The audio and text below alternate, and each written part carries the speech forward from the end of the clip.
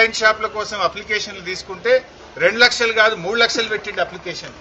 3 లక్షలు పెట్టి వసూలు చేసుకుంటుండు. అరే ఆయనకు పైసలు తక్కువ వచ్చినాయి, అప్లికేషన్లు ఫుల్ రాలేదట. ఇప్పుడు అడగకుండానే ఇంకో వారం రోజులు ఎక్స్టెన్షన్ ఇచ్చిండు. అంటే ఇంకా కొన్ని అప్లికేషన్లు రావాలి, ఇంకా కొన్ని దుకాణాలు పెట్టాలి, ఇంకా పైసలు సంపాదించాలి, జనం తాగాలి, ఊగాలి, రేవంత్ రెడ్డి కిట్టి నిండాలి. ఇంతేనా నీకు? ప్రజల మీద సోయి లేదు. మరి కేసీఆర్ కిట్ ఎందుకు అంతలేదు? బస్తీ దవాఖాన్ల జీతాలు ఎందుకు వస్తలేవు? బస్తీ దవాఖాన్ల మందులు ఎందుకు లేవు?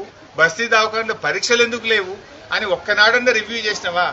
మద్యం దుకాణాల గురించి ఇంకా దరఖాస్తులు అమ్ముర్రి, 3 లక్షలు ఫీజు పెట్టుర్రి, రేటు పెంచుండ్రి, పైసలు సంపాదించుండ్రి, దీని మీద మాట్లాడుతున్నావు తప్ప గరీబోల గురించి నువ్వు మాట్లాడతలేవు. ఆనాడు 15వ ఆర్థిక సంఘం కేంద్రంలో ఉండే ప్రభుత్వం అరే ఈ బస్తీ దవాఖానాలు చాలా బాగా పెట్టిండు కేసీఆర్, బాగుంది, దేశం మొత్తం తెలంగాణను చూసి నేర్చుకోండి అని ఆనాడు మమ్మల్ని ప్రశంసించారు. కానీ ఈనాడేమైపోయింది?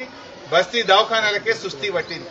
పనిచేసే సిబ్బందికి వైద్యం లేదు, గోళీలు లేవు, పరీక్షలు లేవు.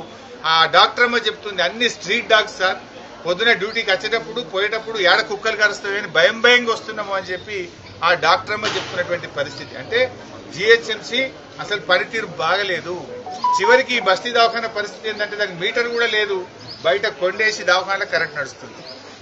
పోయి ఆడ పోయి బీపీ మీటర్ చూస్తే ఆ బీపీ మీటర్ కూడా అందులో బ్యాటరీలు అయిపోయినాయట.